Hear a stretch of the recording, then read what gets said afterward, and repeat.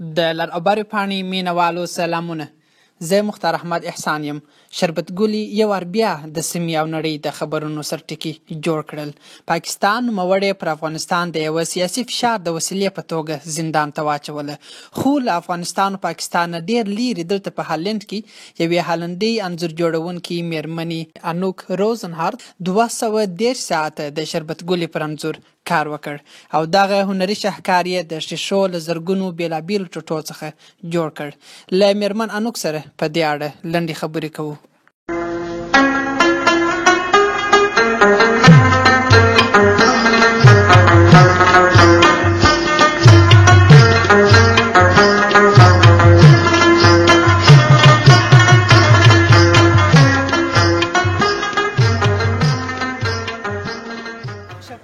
Was in het jaar 1984 in het nieuws wereldwijd. Ja. Maar zij is ook op dit moment in het nieuws.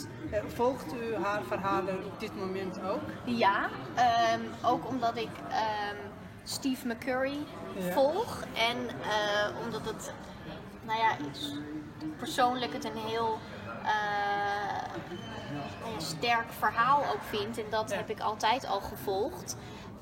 Dus ik heb gehoord dat ze gearresteerd is en dat de hele wereld daarmee bezig is om...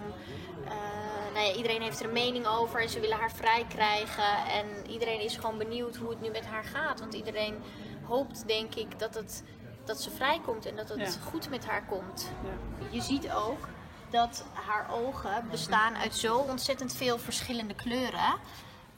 Ik heb de foto heel nauwkeurig bestudeerd.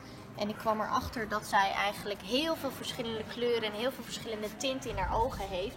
Dus ik heb met heel veel verschillende stukjes glas dat bij elkaar opgebouwd tot één geheel.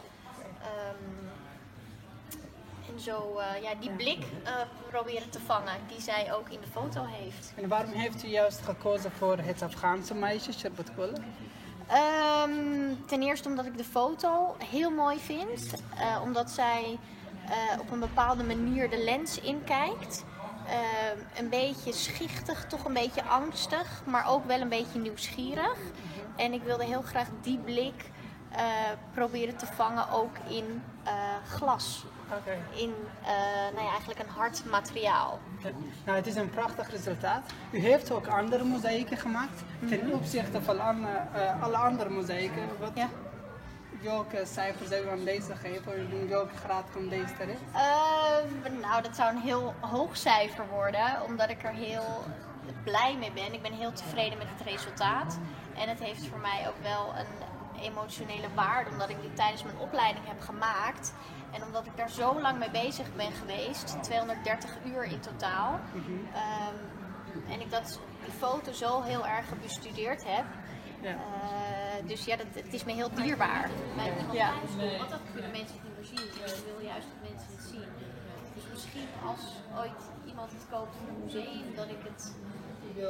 Misschien over een paar jaar, als ik er dan zelf nog van genoten heb eerst. Dat hij dan daarna ergens mag hangen. Dat zou natuurlijk helemaal mooi zijn.